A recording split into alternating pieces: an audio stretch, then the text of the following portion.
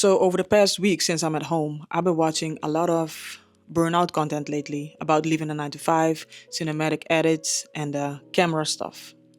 All great, but if I'm honest, I've been using these things as a distraction. Very informative, but for the majority of the time, I know that these are distractions. They are distracting me from actually sitting with what I'm actually feeling inside. It's this feeling of unsettledness, if that's even a correct term, but I know that the only way for me to decipher what's going on is to actually go inward.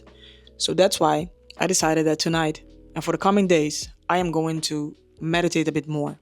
So I get a chance to actually sit with whatever is going on inside. From experience, I know that whenever I meditate, the answers come to me. Of course, I don't know what's going to come up, but that's what this video is though. Me finding out in real time. It is crazy that you can remove yourself from a certain situation that is not suiting you anymore, but having your body, your nervous system still respond to a certain way.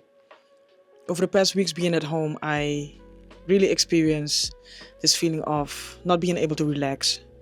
And especially in the first 2 weeks, it was very impossible because I kept thinking about my job and not being there and basically being in disbelief that I actually say, I can't do this anymore for now or forever. And over the past weeks, I've been trying to relax a bit more. I'm still not able to do so completely. That's one of the reasons I decided that I need to focus more on meditation. Because I know from past experiences also that meditation is very good for the mind, for the body. It forces you to sit still basically and think about what's going or feel what's going on. That's the thing, because when we're meditating, we need to stop the thinking for as much as possible and focus actually on what we're feeling.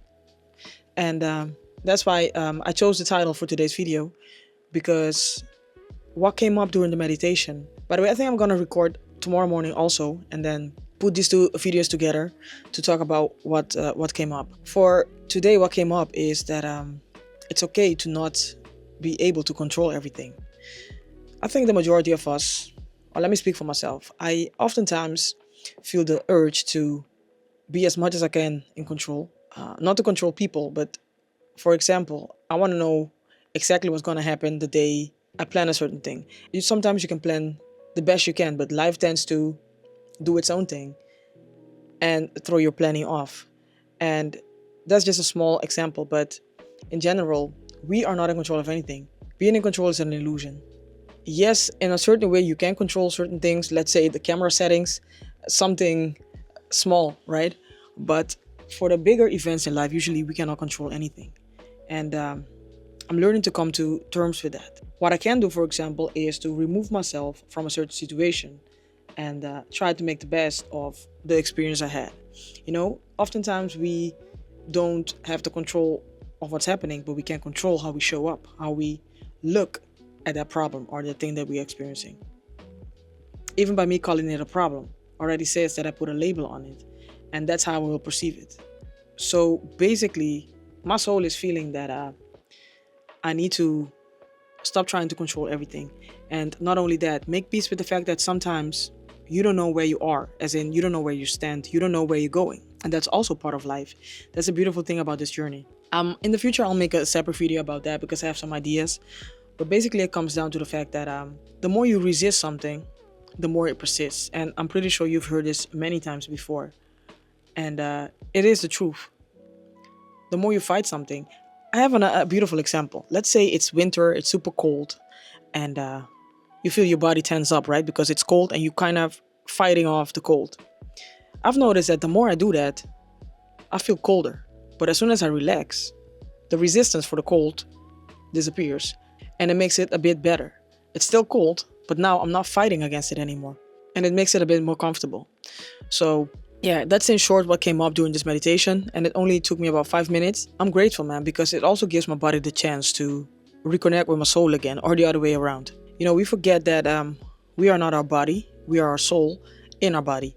And it's important to, every once in a while, more often than we think actually, to go back to the source. And you can only find the source inside by sitting in silence. Many ideas and solutions for things that seemed like there were no way out came to me just by sitting still for a couple of minutes and focus on what's going on the inside. Believe it or don't believe it, it's up to you. But we are all energy. We are all a soul walking around this planet. Whenever we want to return home, Just turn inwards, and all the answers will be there. And this video, I don't want to make it too spiritual or anything, but these are the realizations I have. But sitting at home and actually listening to your own thoughts and feelings is very liberating.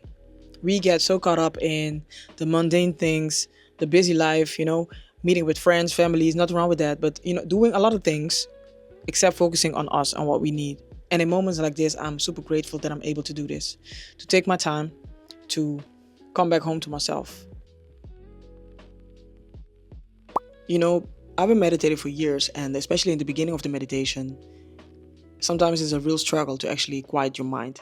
But this time, all of a sudden my mind went completely blank, and within a couple of seconds, almost out of nowhere, something landed. Things are just as they are, not fixed, not solved, just as they are. We need to listen to the nudges we get during our day, during our life, to listen to our intuition as much as possible when it tells us to do something or not to do something. And also, don't try to make the truth better or worse than it is. I think that's where the majority of our suffering comes from. With my job, for example, and this burnout, in a way I'm trying to resist what I'm feeling, trying to talk myself out of it or push past it. But what if I just let it be what it is instead? I also felt something else surface. Not the cliche, anything is possible if you just believe it is. More like I've been putting serious limits on myself that were never actually real. Not to say that everything we do or everything we want to achieve is guaranteed, but why wouldn't you try, right? I just realized that some of the walls I've built are not as solid as I thought. I still don't have everything figured out, but all I know is that some of the walls I thought were real weren't.